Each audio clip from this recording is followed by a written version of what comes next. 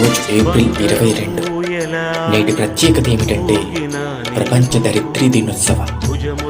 అమ్మ మనల్ని 9 నెలలే మోస్తుంది, కానీ భూమాత మనల్ని జీవితం అంతం వరకు మోస్తుంది. అలాంటి తల్లిని కాపాడాల్సిన బాధ్యత మనందరికీ ఉంది. మనమేం చేస్తున్నాం? అడవుల నరికివేత, నీటి కలుషితం, వాయు కాలుష్యం, ప్లాస్టిక్ వాడకం, అధిక దిగుబడి కోసం నీళ్ళ తల్లి గుండెపై యాసిడ్ పోస్తున్నాం. గ్యాస్ లేకపోతే కట్టెల పొయ్యి మీద వండుకోవచ్చు, పెట్రోల్ లేకపోతే ఎడ్ల బండి మీద ప్రయాణం చేయవచ్చు.